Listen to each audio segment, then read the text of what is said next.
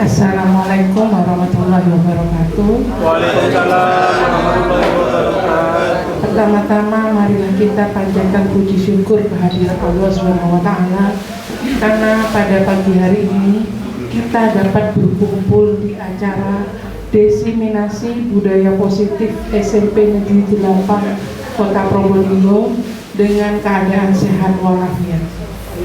Sholawat serta salam senantiasa kita limpahkan kepada junjungan kita Nabi besar Muhammad SAW yang telah membawa kita dari zaman jahiliyah menuju ke zaman yang terang benderang yaitu dinul Islam. Adapun susunan acara pada pagi hari ini, yang pertama sambutan dari Bapak Dr. Andes Rudito selaku Kepala SMP Negeri 8 Probolinggo. Yang kedua pemaparan materi tentang diseminasi budaya positif yang akan disampaikan oleh Bapak David Jonata Badra beserta Ibu Tati Sulistiana.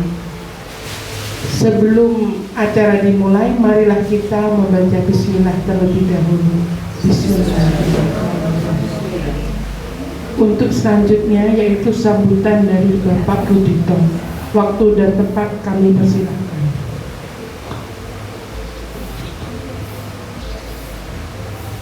Terima kasih Bu Laila. Bismillahirrahmanirrahim. Assalamualaikum warahmatullahi wabarakatuh. Yang saya hormati Bapak Dr. Edu Sianto MPD selaku Wakil Kepala SMP Negeri 8 Probolinggo.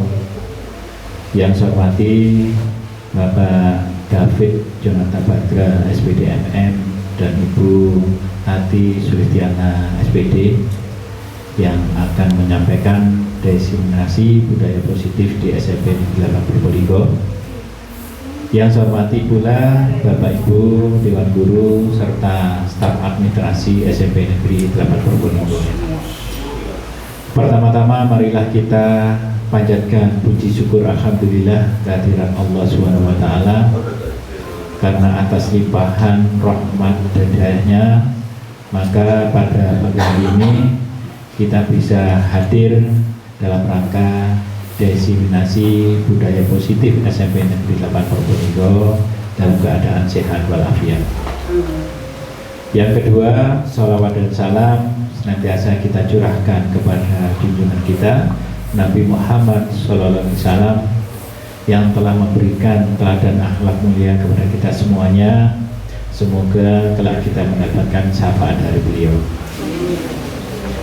Bapak Ibu yang saya hormati, pada kesempatan ini saya sampaikan terima kasih kepada beliau berdua, Pak David dan Bu Tati, yang merupakan calon guru penggerak di SMP 8 Probolinggo.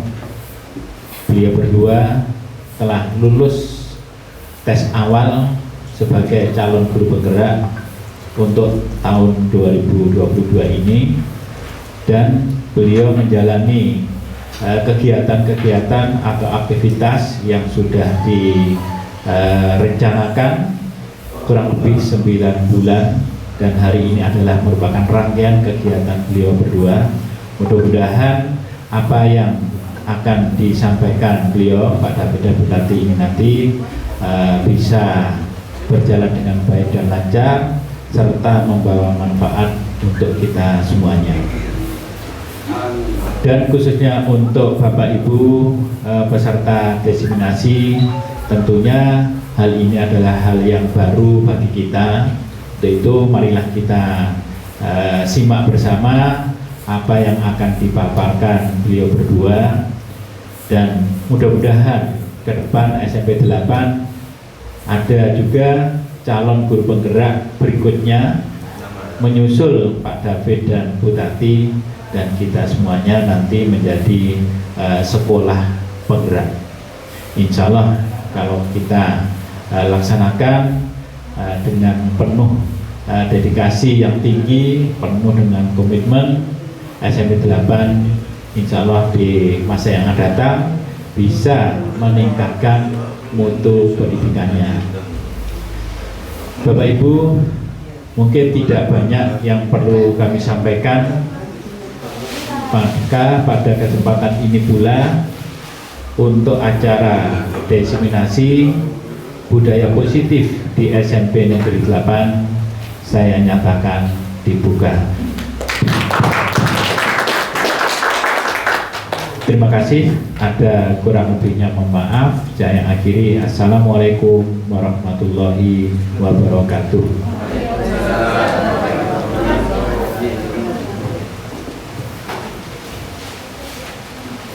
Terima kasih kami sampaikan kepada Bapak Dito. Acara yang selanjutnya yaitu materi kepada Bapak David. Waktu dan tempat kami persilakan.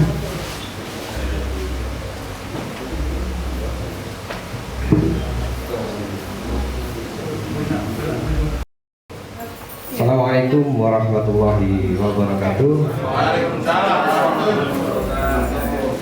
Semangat pagi teman-teman. Ya, pagi. Ya. Terima kasih ya. Bagaimana Bapak Ibu kabarnya hari ini? Sehat semua ya? Alhamdulillah. Kita sekarang terima kasih atas kehadirannya ya dalam acara yakni diseminasi kami tentang budaya positif di SMP Negeri 8. Ini yang akan kami sosialisasikan pada pagi hari ini antara saya dengan Ibu Tati Sulistiana. Lanjut Bu Tati. Ada 6 menu di sini ya. Mulai dari disiplin positif dan nilai-nilai kebajikan universal. Kemudian ada pula menu yang lain ya, ada katanya Pak Ibnu, ada sate, ada gulai ya. Yang kedua ini ada teori tentang motivasi, hukuman dan penghargaan serta restitusi. Ya, restitusi ya, jangan salah bicara, restitusi. Kemudian ada pula kalau orang fisika itu mungkin sudah kenal koefisien restitusi, ya, sudah kenal. Kemudian ada pula namanya keyakinan kelas, dan ada pula kebutuhan dasar manusia dan dunia, minta kuenya temennya, ada suka yang macet. Nah ini adalah kebutuhan dasar manusia. Kenapa kok seperti itu mereka? Maka kita nanti ada ilmunya, kebutuhan dasar manusia. Kemudian ada 5 posisi kontrol seorang guru. Jadi ada seorang nanti penghukum, ada yang posisi sebagai berteman. Nah, kapan ada yang posisi sebagai manajer? Kapan kita harus bertindak sebagai penghukum? Kapan kita bertindak sebagai manajer? Nah itu nanti dijelaskan di materi ini. Kemudian ada pula segitiga restitusi. Lanjut Bu Anu. Ada kesepakatan kelas pada pagi hari ini. Yang pertama, silakan jika ada pertanyaan nyampaikan ide dari Bapak Ibu, kemudian pemikiran yang reflektif, mungkin ada usulan-usulan karena ada keinginan untuk rasa keingintahuan. Yang kedua, silakan Bapak Ibu boleh mencatat kejadian-kejadian penting dalam konteks ini. Yang ketiga, dengan cara mengajukan angkat tangan. Angkat tangan bukan tangan duanya diangkat, tapi salah satu tangan aja diangkat atau tunjuk jari gitu ya. Kemudian saya berharap kegiatan ini dilakukan sesuai jadwal. Terima kasih. Pertanyaan pemantik ya. Ada 3 pertanyaan sebetulnya. Apakah hukuman ini yang sering dilakukan oleh Bapak Ibu ini apakah bisa mendisiplinkan anak? Adakah yang setuju ataukah tidak setuju? Kira-kira disiplin ini, kira-kira hukuman yang diberikan kepada siswa, misalnya siswa membawa HP, diberi hukuman seperti yang nomor 2 ya, diberi hukuman ya, intinya diberikan hukuman dalam mendisiplinkan anak ya. Suruh baca Quran misalnya ya. Apakah ini setuju enggak di dalam mendisiplinkan anak? Setuju. Ya, yang setuju boleh tunjuk jari ya. Nah, ada 1, 2, 3, 4, 5, 6, 7, 8, 9, 10, 11, 12 orang yang setuju. Kemudian pemberian hukuman dengan hal yang positif seperti membaca atau membersihkan halaman sekolah bisa meningkatkan disiplin anak. Kalau yang tadi disiplinnya kadang-kadang negatif, yang dua ini disiplinnya positif. Kira-kira yang setuju dengan pemberian hukuman yang positif seperti silakan kamu membaca di ruang perpus, tulis resume tentang buku ini dan itu karena kamu tidak mengerjakan bahasa Indonesia, mungkin seperti itu. Apakah ini cenderung disebut sebagai cara di dalam meningkatkan disiplin anak? Siapakah yang setuju? Setuju enggak ini? Kira-kira nomor 2 ini. Tidak setuju ya? Tidak setuju ya? Setuju yang positif, Pak. Nah, setuju yang positif ya? Setuju yang positif ya. Kemudian ada pula yang nomor 3 ini adalah memberikan penghargaan. Memberikan penghargaan bisa meningkatkan motivasi belajar anak. Jadi kalau misalnya siapa yang bisa maju ke depan, saya beri uang 50.000, mumpung Bapak dapat sertifikasi. Berarti bukan hukuman itu. Berarti bukan hukuman, diberikan penghargaan. Cara pinter berarti itu. Ya, kira-kira setuju enggak itu ya? Tidak setuju. Baik. Kenapa Ibu? Kok tidak setuju Ibu?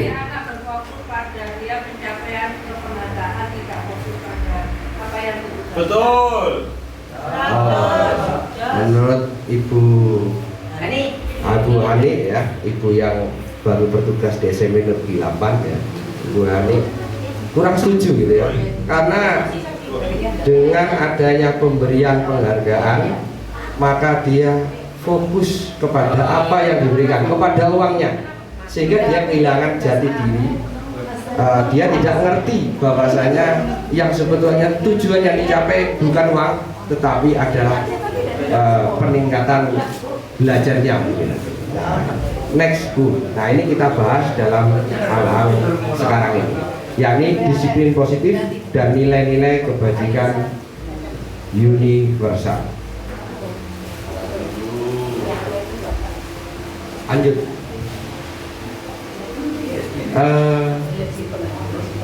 Perubahan paradigma, ada kegiatan di sini kepalan tangan. Ya, silakan Bapak Ibu antara teman satu dengan teman lain mengadakan kegiatan ini. Ya, silakan berpasangan. Teman satunya mengambil kertas kemudian tulis sesuatu yang berharga, digenggam kuat-kuat, sementara teman satunya adalah meminta dengan sekuat tenaga dengan berbagai cara bagaimana supaya kertas yang ada di teman Bapak Ibu ya, di teman-teman Bapak Ibu yang berpasangan itu menjadi milik Bapak Ibu. Boleh dengan cara merayu ya. Boleh dengan cara merayu. Misalnya Pak Edi merayu dan kemarin merayu Butia. Ya. Ya, Butia dan ya. Apakah rayuannya ini maut? Rayuannya rayuan maut sehingga mampu membuahkan apa yang ada di genggaman cintanya ini diberikan kepada Pak Edi gitu ya. Apakah mau? Apakah mau? Kalau tidak mau, boleh disogok, saya beri 100.000. Kurang lagi, oh kurang besar, disogok lagi 200.000. Kurang besar lagi, kasih 1 juta, boleh gitu ya. Kalau terakhir saya belikan mahar sebuah rumah Pak Edi. Ya. Mahal. Ya, mahalnya mahal. Boleh. Kalau masih tidak bisa, boleh dengan mengancam. Ya, boleh dengan mengancam. Awas ya. Kalau saya tidak mendapatkan kertas yang ada di tangan, kamu mau pilih yang mana? Tangan kuburan, tangan kanan kuburan, tangan kiri rumah sakit. Silakan dipilih sudah 2 tangan ini. Yang penting kertas yang ada di genggaman Bapak Ibu menjadi milik saya. Ya. Nah, boleh lakukan dengan segala cara. Ya. Dengan rayuan boleh, dengan sebuah imbalan boleh, dengan kekuasaan. Mungkin saja Bapak Ibu seseorang yang kuat mampu memberikan pressure, ditekan, ya, tekan kempes ya. Tapi kalau bumus yang ditekan tidak kempes bumus. Ya, terima kasih ya. Lanjut. Di sini ada perubahan paradigma suatu teori. Paradigma ini pemahaman suatu teori. Dari kontrol. Jangan salah ngomong. Teori kontrol. Ya, teori kontrol. Atau teori pilihan. Ilusi. Ada semacam bayang-bayang bahwasanya guru bisa mengontrol murid. Kamu harus kerjakan tugas nomor 1 sampai 10. Nggak kerjakan tugas, saya hukum. Nah, ada ilusi, ada bayang-bayang. Apakah sudah benar? Kemudian ada ilusi bahwasanya kritik dan membuat orang merasa bersalah bisa menguatkan karakter. Benar. Kamu ini kenapa?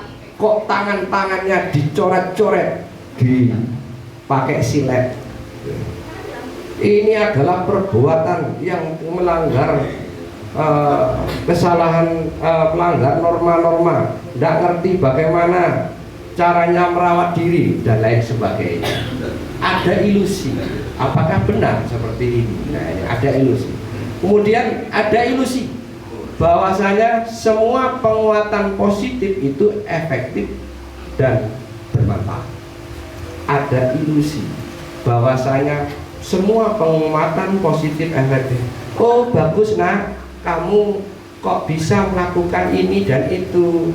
Ya besok lakukan lagi ya. Bagus nak, kamu sekarang kok bisa melompat pagar. Besok lakukan lagi ya. Ya misalnya, malah tidak dilakukan. Ya. Malah tidak dilakukan. Kalau ngomong yang positif, malah tidak dilakukan. Oh bagus nak. Apakah seperti itu? Ya. Apakah seperti itu? Oh jangan nak, jangan lompat pagar. Itu perbuatan salah. Atau yang benar ilusi bahwasanya semua penguatan positif itu efektif dan bermanfaat. Kemudian ilusi bahwasanya semua orang dewasa memiliki hak untuk memaksa. Karena mungkin kita lebih besar, lebih dewasa. Kamu kan lulusan masih belum lulus SMP.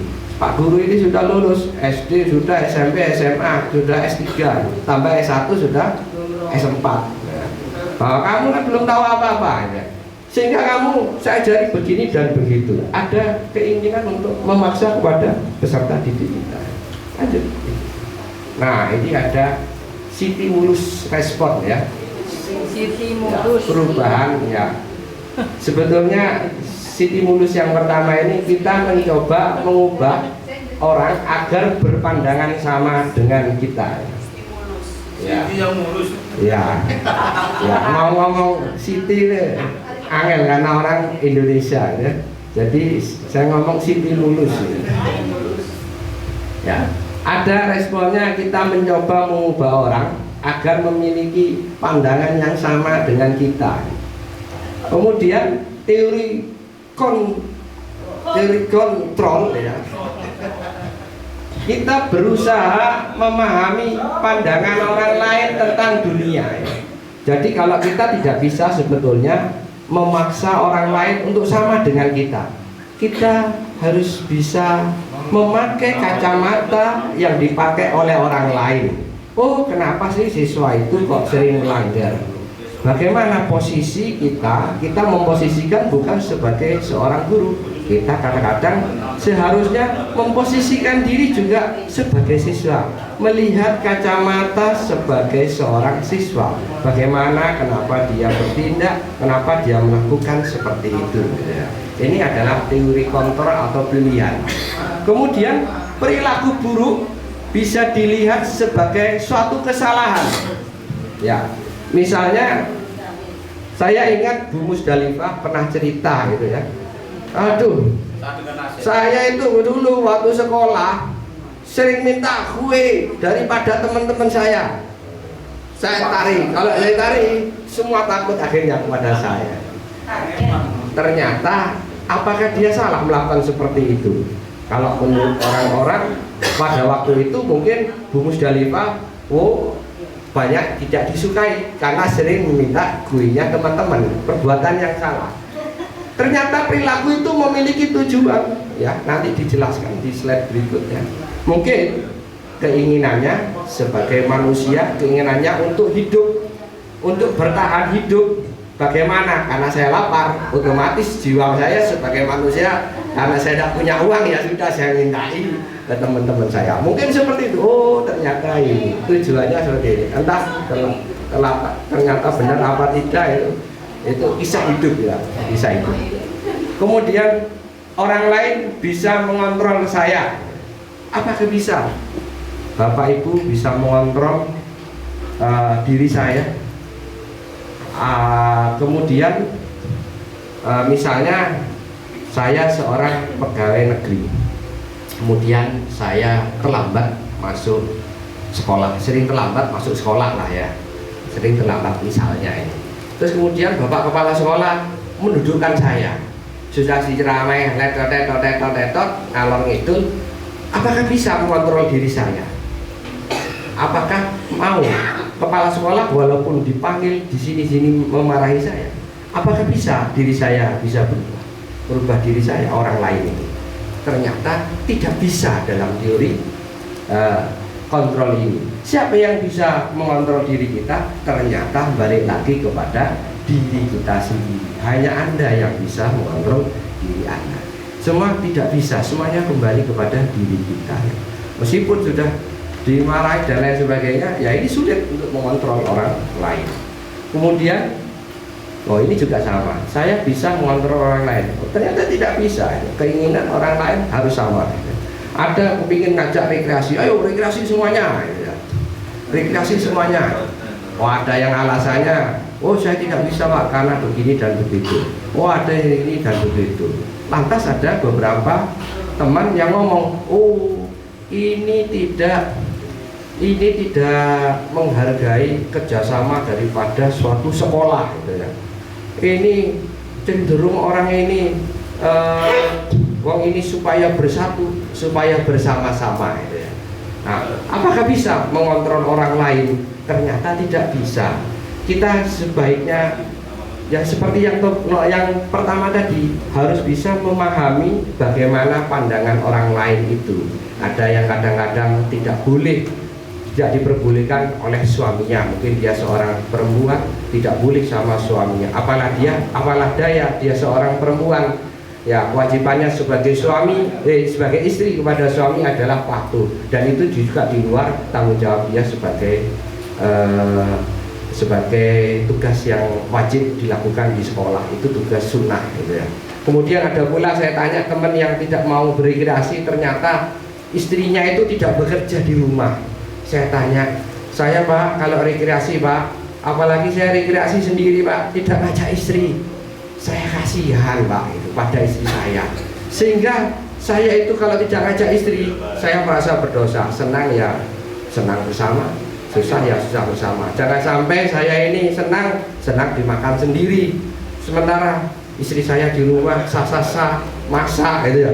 Sementara saya senang-senang di sekolah keluar rekreasi gitu ya. Ada yang memiliki pandangan seperti itu. Marilah kita semuanya memahami pandangan-pandangan daripada orang lain ini ya.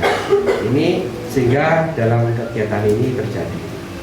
Kemudian ada semacam pemaksaan pada saat bujukan itu gagal, dirayu, bujuk rayu tidak mau. Kemudian ada pula setelah dibujuk rayu digogok pakai uang tidak mau. Akhirnya timbullah suatu pemaksaan. Apakah benar stimulus respon seperti ini? Ternyata ada kolaborasi dan konsensus menciptakan pilihan baru, yakni berpikir win-win solution. Ya apa? Kertasnya nanti supaya bisa kita bagi dua gitu ya. Kita ada semacam kerjasama. Nanti saya janjikan kamu begini dan begitu. Asalkan itu menjadi milik saya. Menjadi kertas itu milik saya. Kamu akan saya janjikan, saya jadikan saya berikan nilai sekian, asalkan kertas itu saya berikan kepada saya. Nah, inilah yang disebut sebagai menciptakan pilihan-pilihan baru. Lanjut Bu Tati.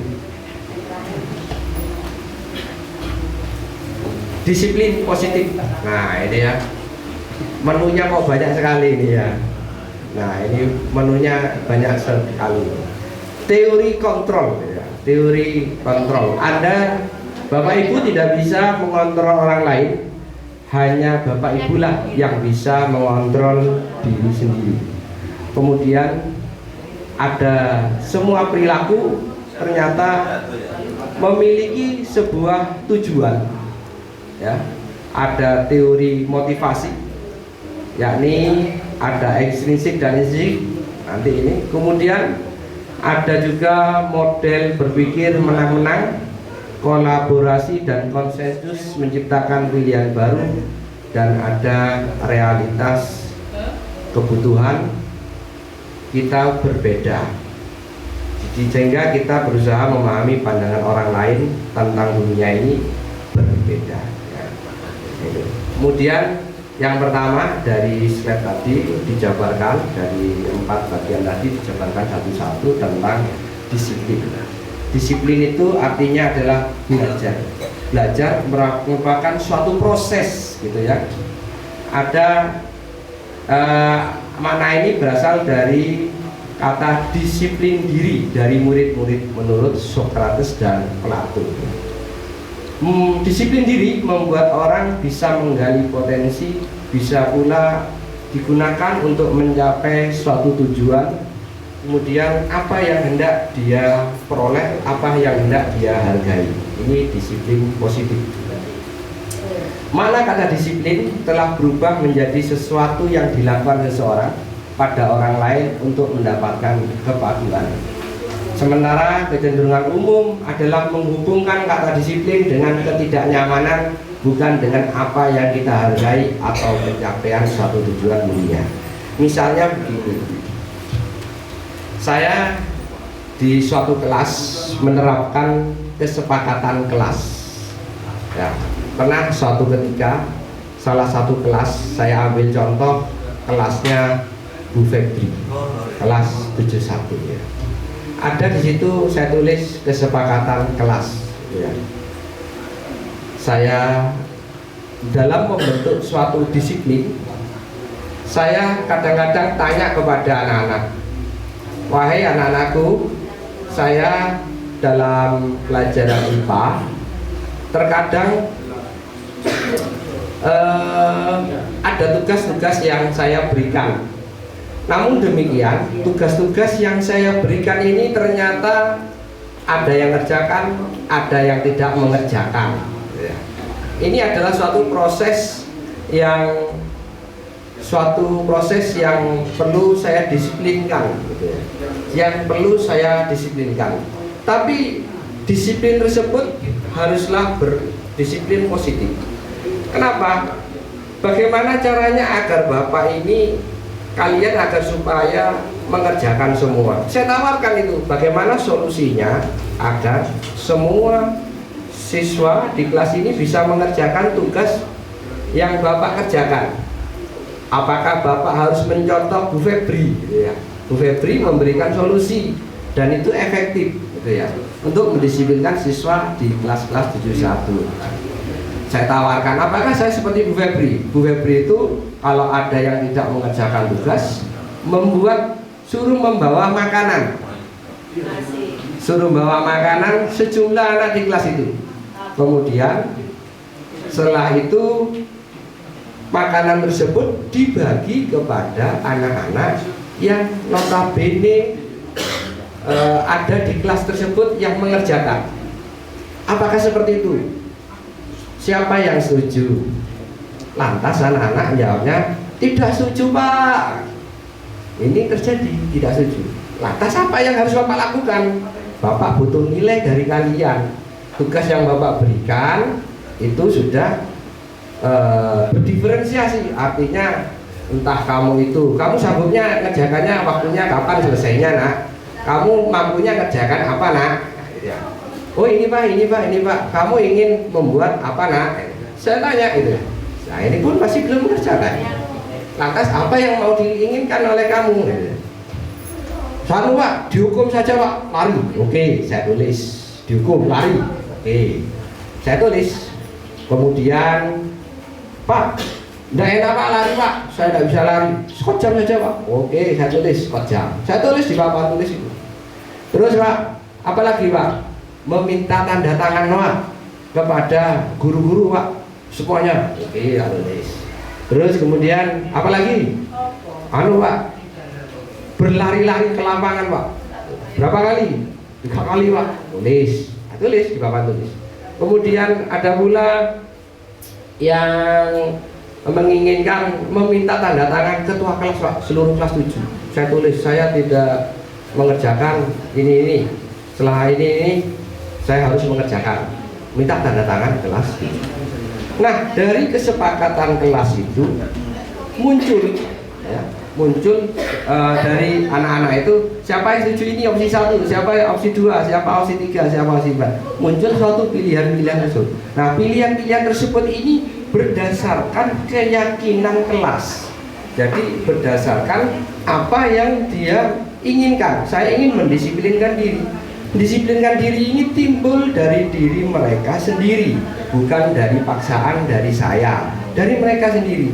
Ketika mereka melanggar sesuatu, tidak mengerjakan, saya bukan mendisiplinkan siswa, bukan menghukum siswa, tetapi saya ada sesuatu konsekuensi yang harus dilakukan manakala dia tidak mengerjakan tugas. Nah, ini bedanya antara hukuman dengan saya mendisiplinkan diri, mendisiplinkan secara positif berdasarkan keyakinan kelas.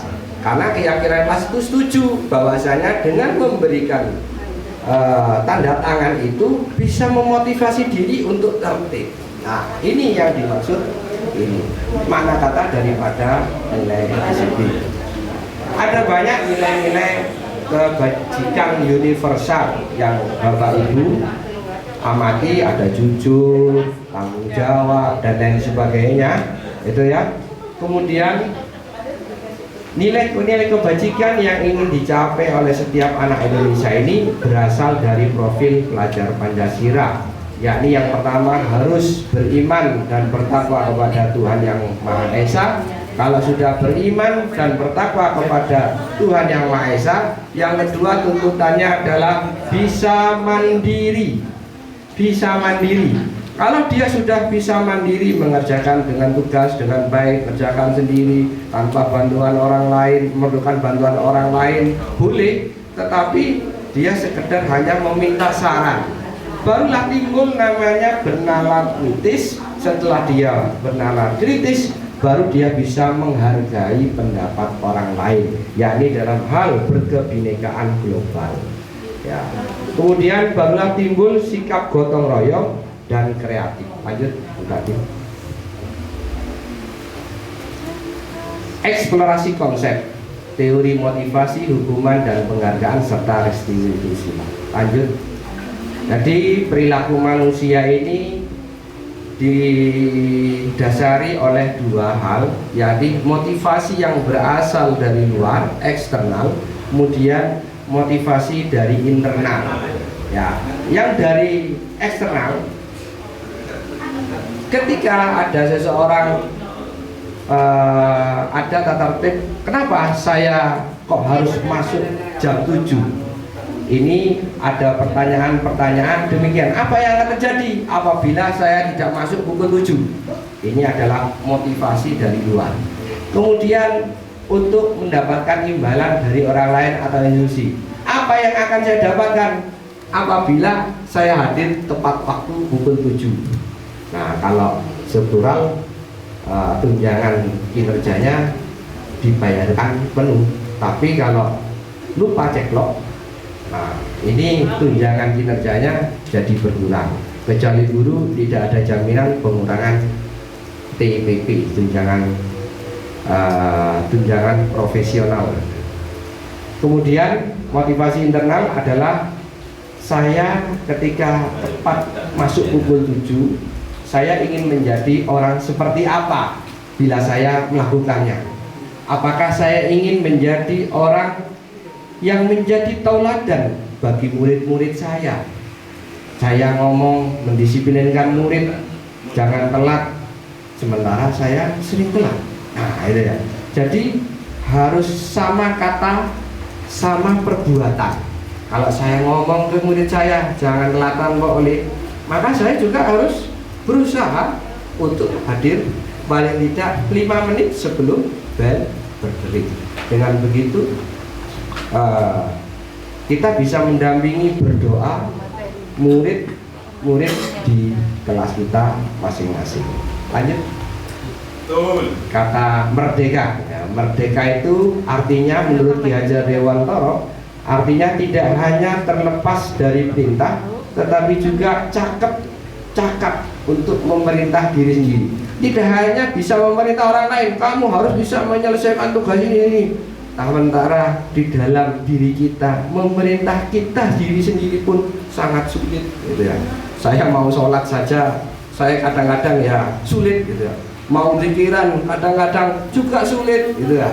Memerintah diri sendiri saja kalah gitu ya. Bagaimana mau memerintah orang lain? Ya, terima kasih. Ya, ini ya, terima kasih. Mungkin itu yang bisa saya sampaikan. Lanjut Ibu Tati Sulistiana. Ya, terima kasih. Kasih tepuk tangan. Dilanjutkan sesi Sama-sama ini sama. saya. Selamat datang Bunda. Iya, ini bukan Bulita ya, ini adalah Bu Tati. KW 10. Bapak Ibu.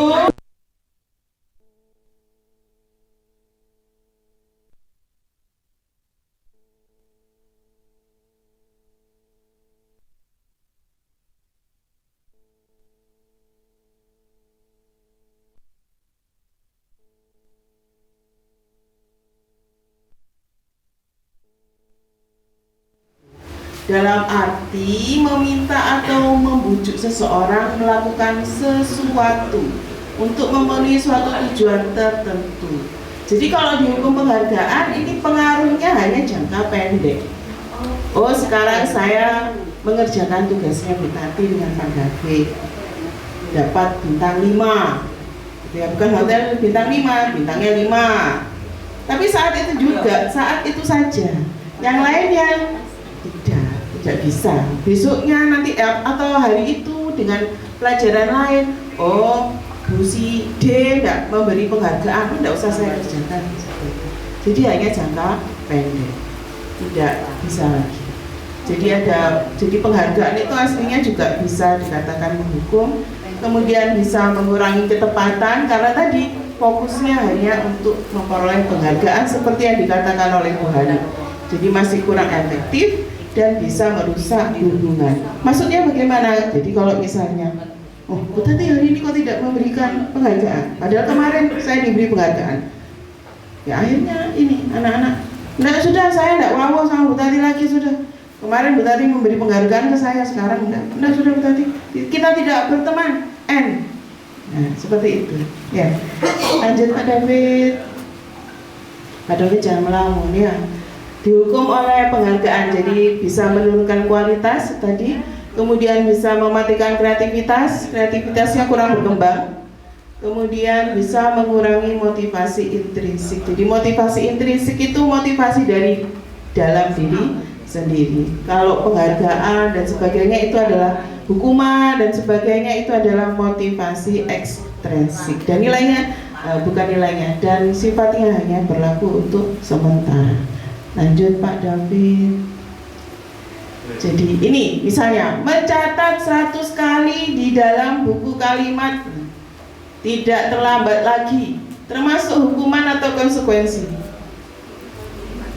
Hukuman. Lari mengelilingi lapangan basket 2 kali. Hukuman. Murid diminta push up. Hukuman. Menggantikan kertas tugas teman yang dicoret-coret. Konsekuensi. membersihkan tumpahan air di meja tulis karena tersenggol. Konsekuensi, murid disuruh mengenakan sepatu seharian di sekolah karena tidak mengenakan sepatu hitam. Hukuman, lari mengelilingi lapangan basket 2 kali. Hukuman? Padahal lari ini kan berkaitan dengan PJOK ya. Monggo slide berikutnya. Jadi kalau hukumannya sesuai dengan apa mata pelajaran yang kita ampuh, sesuai. Kan tadi pelajaran PJOK-nya terlambat 10 menit. 10 menit sebelumnya siswa pasti sudah melakukan pemanasan. Jadi kalau dia diberikan sudah kamu lari 10 menit, berarti itu konsekuensi menggantikan tadi pemanasan tadi. Oke. Ya, lanjut Pak David. Perbedaan hukuman dan konsekuensi. Jadi hukuman itu sesuatu yang menyakitkan. Jadi tidak sesuai. Kamu terlambat sudah nyapu, tidak sesuai padahal di dalam dirinya. Saya nih, ya Allah terlambat karena ini, karena itu, sampai sekolah masih suruh nyapu, kepanasan masuknya ke kelas terlambat, itu sudah nanti bisa menyakitkan anak dan sebagainya. Jadi anak malah membenci kedisiplinan. Kan terkadang kita gini ya, ada orang yang disuruh disiplin tapi dia malah menggoda nanti Pak. Besoknya malah terlambat lagi 10 menit, besoknya malah terlambat lagi 15 menit, seterusnya. Seperti itu. Jadi mendorong anak untuk menyakiti diri sendiri, jika konsekuensi mendorong anak agar mudah menyesuaikan diri. Jadi nanti hukuman itu bisa menyebabkan konsep diri yang buruk, tetapi konsekuensi menyebabkan konsep diri yang baik. Kalau hukuman anak belajar menyembunyikan kesalahan, jadi nanti kalau kamu nak keliru seperti enggak, teman saya itu menyembunyikan terus. Tetapi kalau konsekuensi anak belajar untuk mematuhi peraturan. Jadi kalau nanti sudah membuat keyakinan di dalam kelas, Bapak Ibu, terus dihadapkan kemarin apa keyakinan kita? Disiplin Bu, disiplin itu bagaimana? Oh, mengerjakan tugasnya tepat waktu Bu dan sebagainya. Seperti itu. Kemudian hukuman ada tadi nih, rasa marah, bersalah, dipermalukan, dan merasa tidak dihargai. Kemudian konsekuensinya dia kehilangan hak, dibuat tidak nyaman. Konsekuensi terkadang seperti itu, diasingkan untuk sementara atau time out. Konsekuensi jadi seperti itu ya. Lanjut Pak David. Ini ada identitas gagal, hukuman, identitas sukses, disiplin dari konsekuensi dan restitusi. Bapak Ibu nanti kalau hukuman bersifat negatif, Bapak Ibu kan di sini ada ya Ibu, yang menyakitkan, tidak nyaman, menjadi korban, anak sepertinya tersakiti, kemudian muridnya itu nanti tidak takut lagi, malah dia seperti menggoda dan sebagainya. Kemudian hanya berlaku pada institusi, jadi kalau dia di sekolah melakukan, di rumah tidak, karena tadi tidak dari dalam diri sendiri. Peraturannya adalah apa? Kamu tidak boleh terlambat. Berarti kalau kamu tidak terlambat, kamu kalau terlambat kamu harus seperti ini. Jadi akhirnya anak malah membenci peraturan. Tapi kalau konsekuensi ini sifatnya netral, jangkanya bisa jangka pendek. Jadi apa peraturannya seperti itu hanya jangka pendek. Jadi memerlukan monitoring dan supervisi yang terus-menerus dari guru, membantu penerapan mengikuti peraturan dalam masyarakat. Segitu. Kalau restitusi itu merupakan pilihan, jadi dari dalam dirinya sendiri.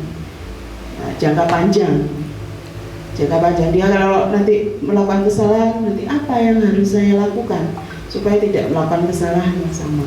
Seperti itu. Jadi merenung, menghargai dirinya sendiri. Intinya itu restitusi itu menghargai dirinya sendiri dan orang lain. Saya kalau tidak terlambat masuk sekolah, itu bukan karena peraturannya masuk jam 7, tapi menghargai diri saya sendiri, mendisiplinkan diri saya sendiri. Kenapa? Nanti kalau kita bicara kepada anak-anak, hadirlah tepat waktu, tapi kita tidak hadir tepat waktu. Berarti kan kita tidak menghargai diri kita sendiri. Di mana? Di hadapan mereka. Seperti itu. Intinya seperti itu. Apa yang kita lakukan itu intinya untuk menghargai diri kita sendiri. Lanjut, Pak. Jadi, apa itu restitusi? Jadi, proses menciptakan kondisi bagi murid untuk memperbaiki kesalahan mereka. Jadi mereka itu kadang tidak tahu kalau yang dilakukan salah. Pokoknya ini tren nih. Sehingga mereka bisa kembali pada kelompok mereka dengan karakter yang lebih kuat. Jadi nanti mereka kembali lagi dengan karakter yang lebih baik, yang awalnya sering terlambat dan sebagainya menjadi lebih disiplin waktu dan sebagainya. Jadi merupakan proses kolaboratif yang mengajarkan murid untuk mencari solusi, memecahkan masalah mereka sendiri dan membantu murid berpikir tentang seperti apa yang mereka inginkan. Saya ini jadi orang seperti apa? Oh, saya ingin jadi orang yang dihargai oleh orang lain. Berarti saya harus melakukan apa? Oh, saya ingin rezeki saya berkah. Berarti saya harus seperti apa? Itu kembali lagi kepada diri kita sendiri. Nah, dan bagaimana mereka harus memperlakukan orang lain. Seperti Nabi Muhammad ya, diperlakukan seperti apapun, Nabi tetap mendoakan. Jadi sama, kita juga diperlakukan orang seperti apapun, kita juga tetap berdoa dan berusaha supaya diri kita juga menjadi lebih baik. Kita utamanya untuk menghargai diri kita sendiri. Monggo Pak David. 9 ciri-ciri restitusi. Jadi bukan untuk menebus kesalahan, tapi belajar dari kesalahan. Saya salah, benar saya seperti apa? Gitu. Kemudian untuk memperbaiki hubungan. Jadi kan tidak enak ya, kadang ada yang nanti ada pihak yang merasa tidak enak dan ada pihak yang kemudian ada tawaran bukan paksaan. Restitusi menuntut untuk melihat ke dalam diri tadi. Kemudian cara yang paling baik, karena ini sudah dilakukan oleh berbagai pihak dan telah dicoba. Kemudian fokus pada karakter bukan tindakan, fokus pada solusi, mengembalikan murid yang berbuat salah pada kelompoknya, berbuat salah kepada kelompoknya dikembalikan lagi dengan karakter yang lebih baik, dengan karakter yang lebih kuat, karakter yang baik. Kemarin ada siswa yang bercerita, berarti kemarin ada ini gini berkatanya seperti ini, kok tidak seperti menghargai kita. Kemarin itu saya mengajar jam 5-6. Kok tidak sepertinya itu perasaan kita tidak diperhitungkan. Kok bicaranya seperti itu. Ada itu yang seperti itu. Lanjut. Nah, ini keyakinan kelas. Jadi keyakinan kelas itu apa?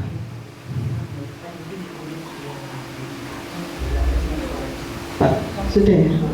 Mengapa tidak peraturan saja? Mengapa harus keyakinan kelas? Mengapa kita harus menggunakan helm roda 2? Oh, supaya selamat. Mengapa kita harus memiliki peraturan 3M, menggunakan masker dan sebagainya? Oh, supaya kita tetap sehat. Mengapa kita memiliki peraturan harus datang tepat waktu saat mengikuti pelatihan? Kalau mengapa kita memiliki peraturan harus menggunakan helm bila mengendarai kendaraan supaya selamat? Apakah itu motivasi intrinsik atau ekstrinsik? Nah, seperti itu. Kalau selamat bagaimana ya? Oh, harus pakai helm kah? Kalau nggak pakai helm nanti didenda. Ekstrinsik. Iya, ya ini menghargai diri kita sendirilah supaya kembali lagi ke rumah dengan selamat, itu motivasi intrinsik. Kalau misalnya supaya tidak didenda, itu motivasi ekstrinsik. Monggo Pak David. Jadi peraturan kelas sifatnya sedikit ini, kemudian meluas lagi menjadi keyakinan kelas. Jadi peraturan kelasnya apa? Masuk tepat waktu dan sebagainya. Terus nanti ada keyakinan kelas. Kalau kita melanggar dari itu, apa yang harus kita lakukan? Kemudian nanti, karena kita melakukan setiap hari, maka ini akan menjadi lingkungan yang positif. Anak-anak tidak akan ada yang terlambat lagi, guru-guru tidak ada yang terlambat lagi, dan sebagainya. Akhirnya menjadi budaya, karena kebiasaan sudah kita lakukan dengan baik. Seperti itu. Jadi, mana yang keyakinan kelas? Coba. Ini ada 2 nih. Tulisannya sama, kesempatan kelas, yang satu yang kesepakatan kelas. Tapi yang mana yang keyakinan kelas?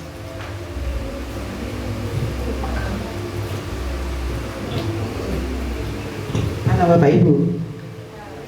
Yang Datang tepat waktu, mengucapkan salam, kesepakatan. Kesempatan kelasnya kami guru dan murid yang saling menyayangi.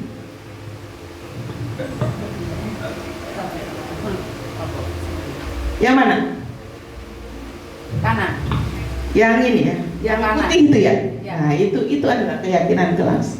Jadi nanti kalau ada keyakinan kelas itu misalnya, anak-anak kamu itu ingin kelasnya seperti apa?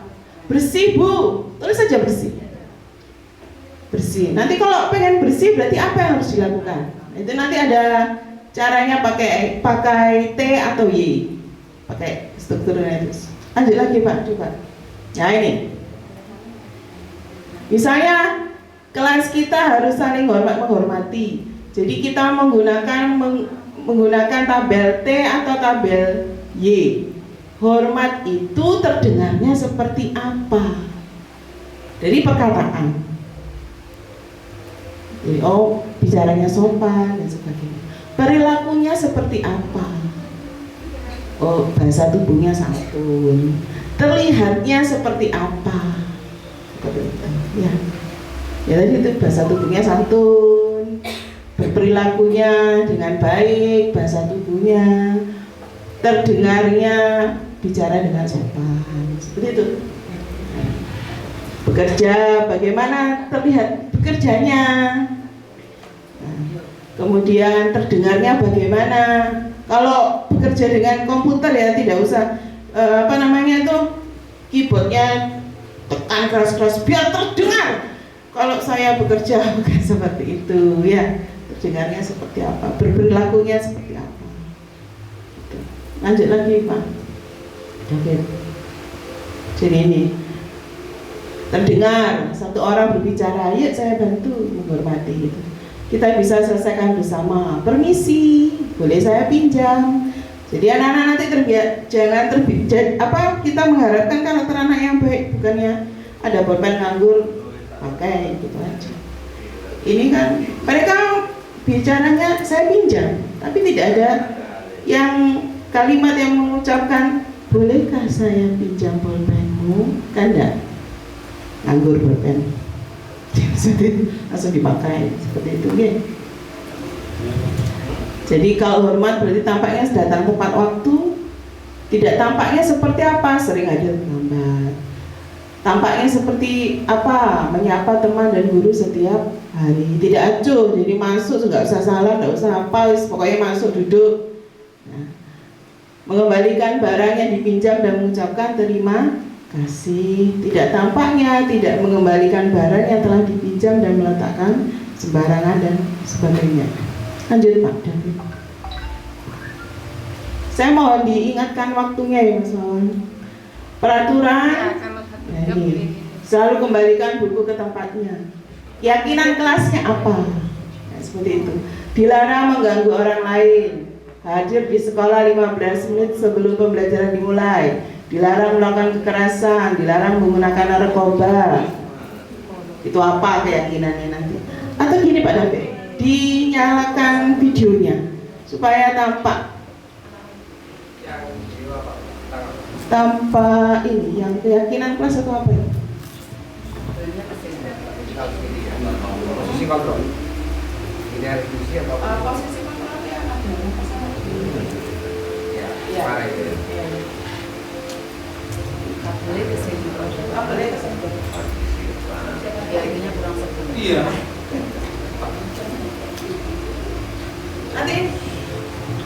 Nanti Bapak Ibu guru memperhatikan ada 5 posisi di sini. Jadi kita ini sebagai penghukum atau sebagai manajer. Diharapkan Bapak Ibu semua ini menerapkan sebagai manajer, bukan sebagai penghukum, bukan sebagai suaranya tidak. Tidak nyambung. Tidak nyambung. Ini kan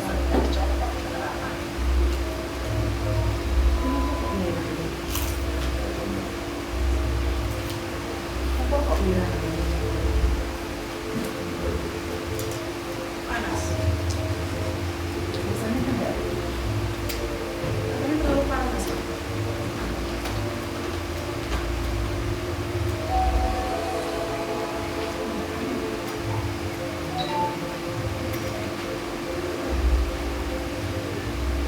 Posisi penghukum. Riku, kesenggol kaki.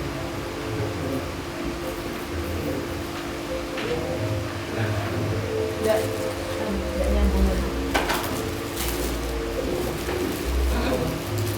Ada posisi penghukum, ada posisi pembuat rasa bersalah. Kalau posisi pembuat rasa bersalah itu biasanya kita gini, tidak kasihan tak sama Bu Tati. Saya tuh pernah seperti itu. Kamu tuh loh, kok kayak gitu Tom Do, tidak kasihan ya Bu Tati, tak marah-marah setiap hari. Itu malah keliru juga. Jadi saya dapat ilmu itu kok keliru ternyata yang saya lakukan. Saya kira ya nanti membawa perasaannya anak-anak, setelah itu ini dia terus oh iya kasihan Bu Tati ya, berarti saya harus ini gitu. Ternyata itu juga kurang tepat. Terus kadang saya berlaku seperti teman, ayo dikerjakan, kalau ini nanti Bu Tati ini gitu ya. Itu juga kurang tepat juga gitu. Jadi yang lebih baik itu berlaku sebagai manajer. Jadi kita harus mengetahui mengapa anak itu berbuat seperti itu. Terlambatnya tidak mengerjakan tugas itu mengapa? Ditanya dulu latar belakangnya. Kemudian kalau dia seperti ini gini, kemarin saya kalau yang aksi nyatanya itu memang benar-benar saya lakukan itu karena Bu Nurul menghadap ke saya bukan Bu Nurul menghadap saya waktu itu menanyakan langsung mengenai siapa itu. Nah nanti saya lanjutkan lagi. Posisi teman. Posisi? Posisi teman. Posisi teman, Pak. Posisi manajer. Untuk lebih memahami posisi persaingan dan mengatasikan kasus narem dan melambat hasil sekolah dan melihat bagaimana kewenangan posisi kontrol dalam menghadapi masalah tersebut.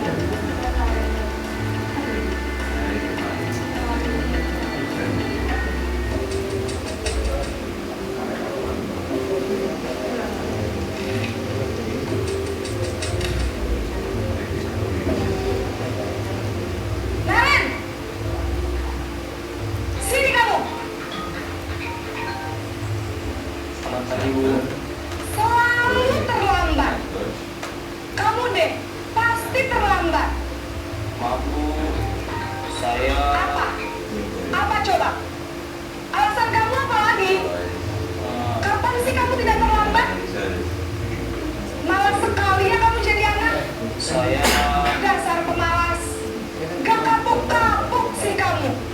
Sudah berapa kali terlambat? Sana, kamu keliling lapangan basket 2 kali. kenapa saya harus ke lapangan basket Bu? Kenapa? Kamu melawan ibu? Berani-beraninya jawab. Sudah terlambat, masih berani jawab pula. Sekarang, keliling lapangan basket 5 kali sekalian. Biar kapok. Cepat. Pergi sana ke lapangan basket. Posisi penghukum biasanya berbicara dengan nada tinggi, menghardik, menunjuk-nunjuk, menyakiti, dan menyublim. Hukuman bisa berupa fisik maupun psikis. Ibu dan bapak guru hebat. Dampak yang terjadi pada murid ketika guru berada pada posisi penghukum adalah murid cenderung akan memberontak, bahkan melupakan Guru. Posisi membuat merasa bersalah. Ini pembuat merasa bersalah. Ini sudah saya lakukan ini. Saya juga.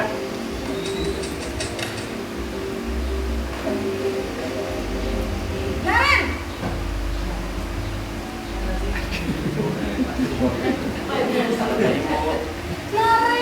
Naren, kamu kenapa terlambat lagi, nak? Ya Tuhan, Naren, kamu senang ya bikin ibu susah ya? Iya. Kalau kamu terlambat lagi, nanti ibu yang ditegur bapak kepala sekolah. Tak tahu Nak. nasib muka. Disangka ibu tidak bisa membina kamu. Duh, gimana ini? Maaf Bu, Duh, Gusti Naren, kamu suka ya kalau ibu ditegur bapak kepala sekolah? Terus, sekarang ibu harus tulis apa ini di buku absen? Ini kamu sudah sering terlambat loh. Ibu harus apa coba? maaf Bu, maaf sekali. Ya sudah, lain kali jangan bikin ibu susah lagi ya, Bilang Nak, ya. mana? Ibu tidak akan kuat lagi kalau kamu gini terus. Bisa jantungan kalau ibu tegur bapak kepala sekolah. Jantungan. Ya. Turunin jantungan. Tapi asli ini pernah saya lakukan ini. Iya sama. Tapi jantungan gitu kan. Enggak sampai jantungan. Ini Rusak lo guru nerek, guru nih saya ngajar. Lester kena, sedih kan biasanya. Dirinya sendiri merasa tidak berharga dan tidak sanggup membahagiakan orang lain. Siap. Ketika guru mengambil posisi pembuat rasa bersalah, murid akan menganggap dirinya yang bersalah dan ia akan menyimpan emosi negatif tersebut di dalam dirinya. Ini posisi sebagai teman, pernah juga nih saya lakukan. Naren. Lalu bagi Berani muridnya. Aren mana?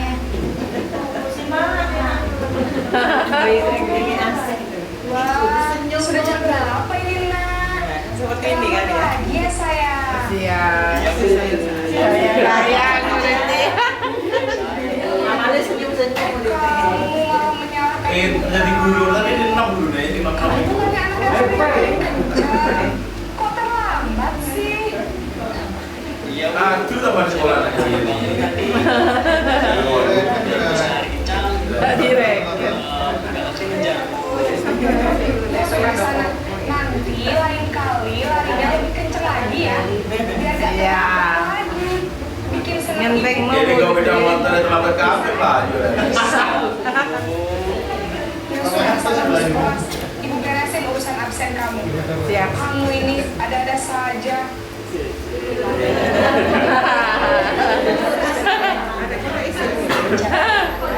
Apa Irwan? Cenderung bersenda gurau untuk menjaga suasana tetap santai. Murid akan merasa senang, aman, dan akrab dengan guru. Bunda, lama. Cinta Dan setuju aku. Perintah kantor betul. Iya. Iya dulu kayak gitu. Kan sesuai dengan kondisi masing-masing Pak ya. Apa kondisi lingkungan kita masing-masing. Kalau dia ngomong seperti itu,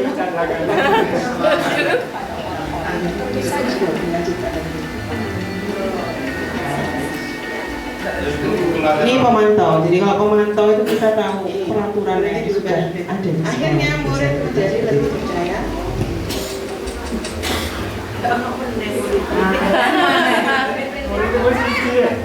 Gurunya ngetok. Dikondisikan 5 posisi kontrol. Naren, apa peraturan sekolah kita tentang jam berapa kita harus masuk sekolah, Nak? Kita harus di sekolah jam 7 Bu. Iya betul, sekarang sudah jam 7.20. Naren sudah tahu konsekuensinya jika terlambat hadir. Paham Bu? Disuruh pulang Bu. Saya harus tinggal kelas pas jam istirahat selama 20 menit. Iya benar, konsekuensinya demikian. Jadi nanti jam 9.30 pas istirahat, kamu harus tinggal di kelas, kerjakan tugas tambahan untuk ketertinggalan kamu, ya? Baik Bu. Video kah? Posisi pemantau mengandalkan penghitungan atau data untuk mengontrol murid. Guru mengarahkan murid berdasarkan peraturan dan konsekuensi. Seorang pemantau menunjukkan bahasa tubuh dan ekspresi wajah yang datar dan cenderung formal. Apa yang mengubah paradigma semua?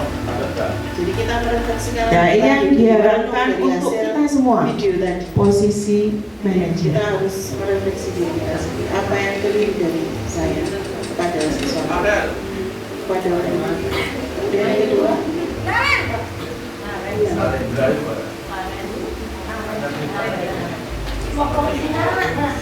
Selamat pagi Naren. kemudian respon apa yang muncul? Iya, sekolah masuknya jam 7.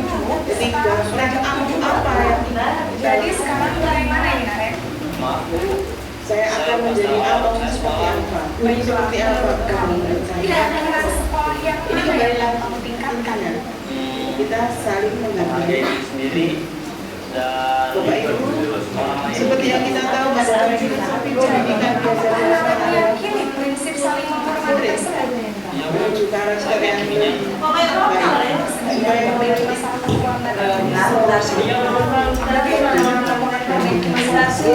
ini ya sebagai manusia yang menghargai kita bersama-sama menjadi kita adalah murid yang Orang yang kira-kira bisa bantu kalau Bapak Ibu kan bahas jawabnya apa Bapak Ibu? ada lagi selain KM. Kalau murid selamatkan supaya mereka menjadi ibu saya atau pribadi yang lebih Jadi yang saya ingatkan sesuai Naren dengan adalah profil KM pelajar. dan ibu kamu ya. Kira-kira Bagaimana? Kan membutuhkan waktu yang lama. setelah pulang Memang sekolah membutuhkan akan waktu yang segera saya lama. Tapi lakukan. kalau tidak, kita mulai dari sekarang. Jadi Naren akan setel alarm Jadi, untuk dari bangun sini besok maka pagi dan dapat akan kita simpulkan diingatkan bahwa oleh kita harus kakak dan ibu mengembangkan Naren ya. kita Ada lagi yang untuk ingin menjadikan dilakukan, kita Naren, sebagai objek. agar tidak terlambat bangun lagi. Bukan objek. Bagi kita bekerja. Terima kasih untuk kerjasama Bagi kita kamu. sebagai apa? Penerus Untuk belajar. yang apa? Yang memperoleh nilai sisi dirinya sebagai manusia sehingga mereka selamat dan baik. Bila bermanfaat bagi lingkungan sekitar, terutama menghargai dirinya sendiri, lingkungan sekitar, dan sadar memecahkan masalah. demikian Bapak Ibu akan disampaikan dari Pak David. Maka semoga materi belajar bermanfaat bagi kita. SMP 8 menjadi lebih baik lagi, murid-murid juga jadi lebih baik lagi.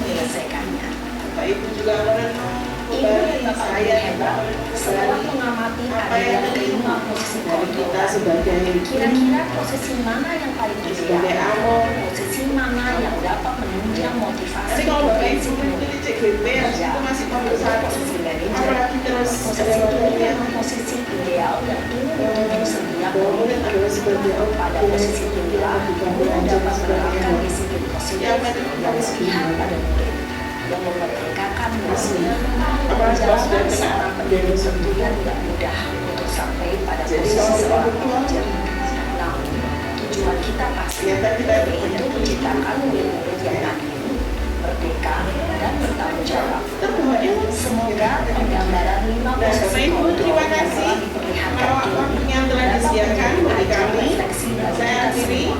dari kami Bapak David dan Sutadi. Terima kasih. Assalamualaikum warahmatullahi wabarakatuh. Memerdekakan murid. Terus berlatih dan bersemangat.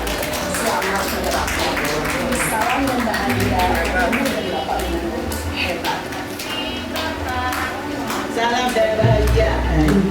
Bapak Ibu ya, 5 posisi kontrol yang paling baik adalah manajer. Karena manajer itu selain kita memantau, juga posisi pemantau itu sudah mengetahui peraturannya dan membimbing murid kita supaya dia mengetahui oh saya keliru seperti ini. Kalau saya keliru berarti saya harus seperti ini. Itu dari dalam diri sendiri. Jadi waktu saya diberi laporan ini apa? Shalom tidak rajin mengikuti kegiatan keagamaan. Saya mampir sendiri. Kemudian berbicara sendiri. Nah, kok ada tugas seperti ini? Baru akhirnya saya pulang kembali. Shalom, kita beradakan lagi ya berdasarkan kenyataan nyata yang ada di video. Jadi shalom kenapa tidak bisa mengikuti kegiatan agama? Kita lihat di situ. Jadi kalau shalom ingin mengikuti, kalau shalom tidak bisa mengikuti bagaimana? Saya tidak bisa punya materi Bu, tidak punya nilai. Padahal itu apanya shalom? Haknya, ya. Terus nanti shalom harus ngapain? Jadi dia berpikir sendiri. Oh iya betul, shalom harus seperti itu. Jadi dari dalam dirinya sendiri. Jadi dia mengetahui peraturannya itu seperti apa. Oh iya, saya harus berbuat seperti ini. Yang intinya selalu mau apain? Menghargai dirinya sendiri. Nah, seperti itu. Oh iya, saya harus menghargai diri saya sendiri. Supaya apa? Oh, kalau membuka rapor, nilai agama saya ada. Itu menghargai diri sendiri. Terus yang mana nih, Pak? Yang 3 final. Yang 3 final. Apa? Iya, ada apa-apa. Yang 3 final apa? Segitiga dan muda. Salam dan bahagia. Ini biasanya dilakukan oleh Pak Edi. Pak Edi itu sebenarnya sudah melakukan seperti ini. Jadi sempat saya video waktu itu, belum sempat saya edit untuk ditunjukkan. Segitiga restitusi.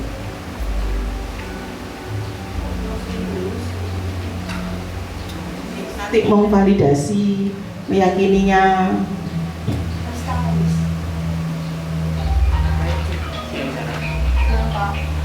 Sudah lama nggak ketemu Sarah? Kenapa hadirnya dari sini? Kesel Pak, kesel banget. Masa aku dikatain tukang fitnah Pak? Ya aku marah lah. Aku balik ngatain Eka di depan kelas. Kesel banget. Oh begitu. Ya pasti kamu marah dan kesal.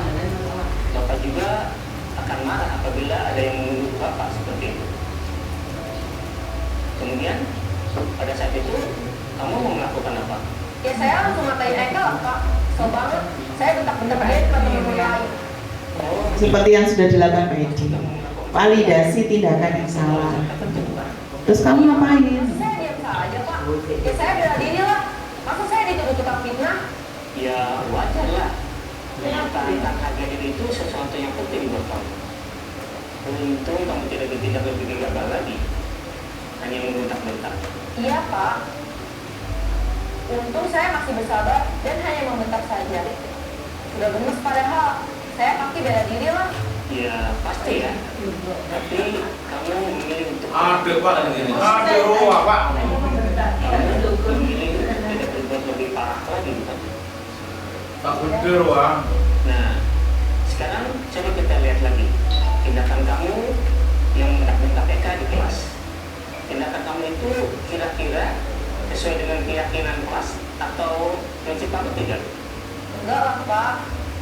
Capek Pak jadi pemarah. Jadi keyakinan atau prinsip mana yang kurang sesuai dengan keinginan kamu? Ya, saya sebenarnya sangat menghargai orang lain. Mungkin saat itu saya menjadi emosi, jadi tidak menunjukkan sikap itu. Kamu meyakini tidak menghargai orang lain itu penting buat kamu? Yakin lah Pak. Iya, setuju. Kita harus saling menghargai. Namun, ada juga keyakinan yang kita sepakati yang perlu kita jalankan apabila kita sedang marah, bukan? Ya, saya bisa lebih proaktif, mulai dengan diri sendiri. Saya bisa jadi lebih bersabar, mengambil waktu jeda untuk berpikir mau apa selanjutnya. Kira-kira kamu bersedia memperbaiki masalah ini tidak? Bersedia Pak. Kalau kamu memperbaiki masalah ini, kamu akan menjadi orang seperti apa? Saya akan menjadi orang yang bertanggung jawab kali ya Pak. Dan senantiasa proaktif. Iya, menurut kamu bagaimana rasanya menjadi orang seperti itu? Ya nyaman lah, bangga bisa bersabar dan menahan diri. Baiklah kalau begitu. Yuk kita pikirkan bagaimana memperbaiki masalah ini.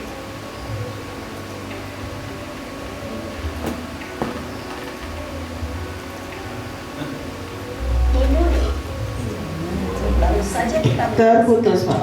bagaimana seorang guru berada dalam posisi manajer menggunakan penerapan segitiga restitusi. Mari kita bahas satu persatu. Pada sisi pertama, menstabilkan identitas berdasarkan pada prinsip bahwa membuat kesalahan adalah bagian dari proses pembelajaran. Jadi yang pertama kita menstabilkan identitas. Berperan menggeser identitas murid dari identitas gagal ke identitas sukses. Murid yang sedang bertingkah laku yang tidak pantas atau menarik diri saat itu sedang mengalami identitas gagal. Bila kita mengkritiknya, maka posisinya tidak akan berubah. Kita bisa mengajukan pernyataan-pernyataan ini. 1. Membuat kesalahan sesuatu yang wajar. 2. Manusia tidak ada yang sempurna. 3. Kita bisa memperbaiki masalah ini. 4. Saya tidak menanyakan kesalahannya. Saya lebih fokus bagaimana memperbaiki masalah ini. 5. Apakah saat ini kamu tengah menjadi orang yang baik untuk dirimu sendiri? Pada sisi kedua, validasi tindakan yang salah berlandaskan pada prinsip bahwa setiap perilaku berupaya memenuhi suatu kebutuhan tertentu.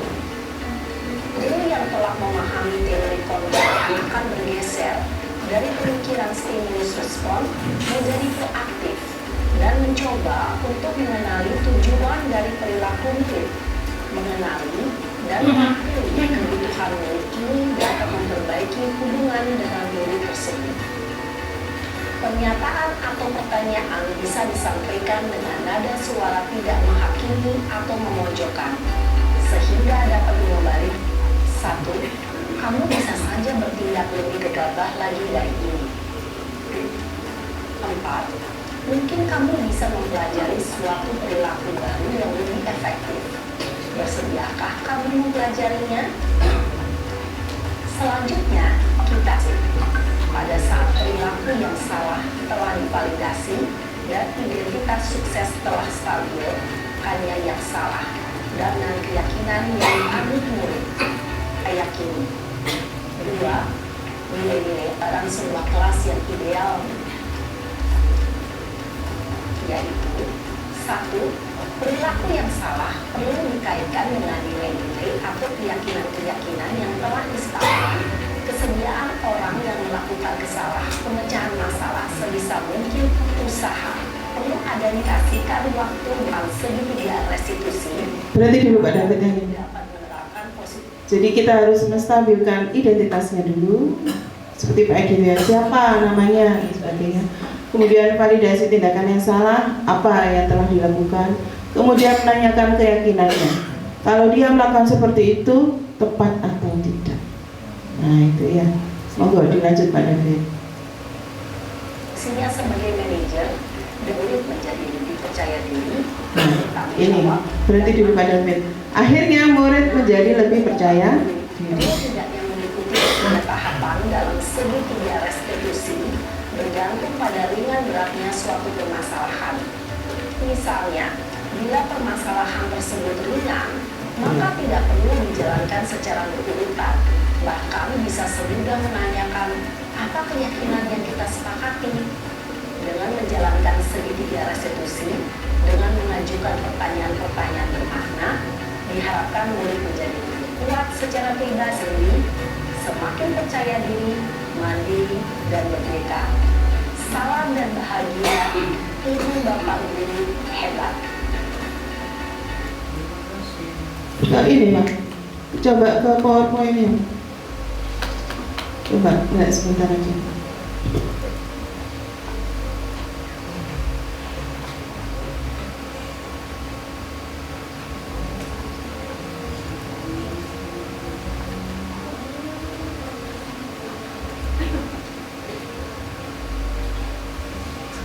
Jadi Bapak Ibu, dari hasil kegiatan ini, apa yang mengubah paradigma saya? Nah, ini. Jadi kita merefleksikan lagi diri, merenung dari hasil video tadi. Gitu. Kita harus merefleksi diri kita sendiri. Apa yang keliru dari saya kepada siswa kita, kepada murid kita. Kemudian yang kedua, Pak, hilang pada.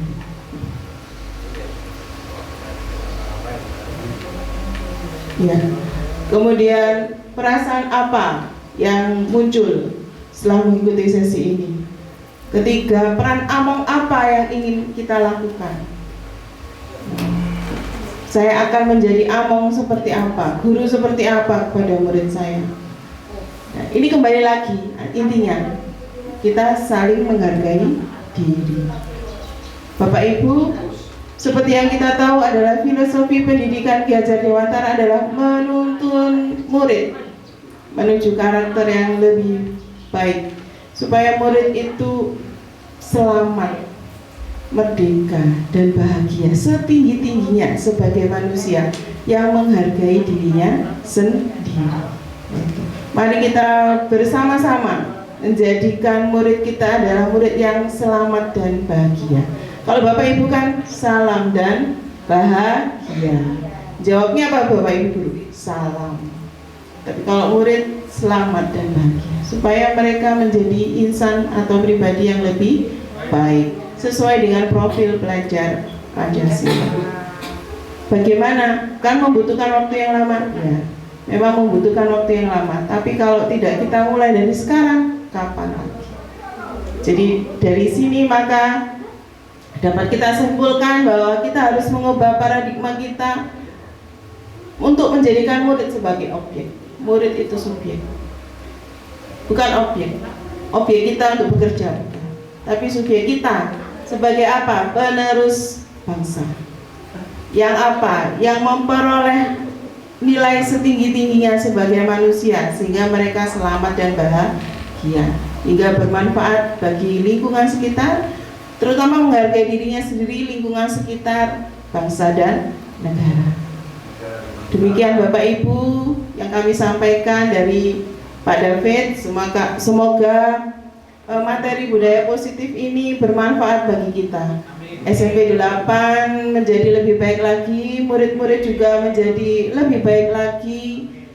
Bapak Ibu juga merenung kembali, saya juga merenung kembali apa yang keliru dari kita sebagai guru, sebagai among apa gitu ya. Nanti kalau Bapak Ibu mengikuti CGP habis itu masih modul 1, apalagi terus ada materi apa itu? Bahwa murid adalah sebagai objek, kemudian merdeka belajar dan sebagainya, bahwa ya apa itu, nangis sendiri Bapak Ibu. Asli. Apalagi kalau sudah kena budaya positif. Oh. Jadi kalau kita virtual, nangis. Ternyata kita itu banyak keliru. Ya. Terbawa emosi ya. Nah, Bapak Ibu, terima kasih telah waktunya yang telah disediakan bagi kami.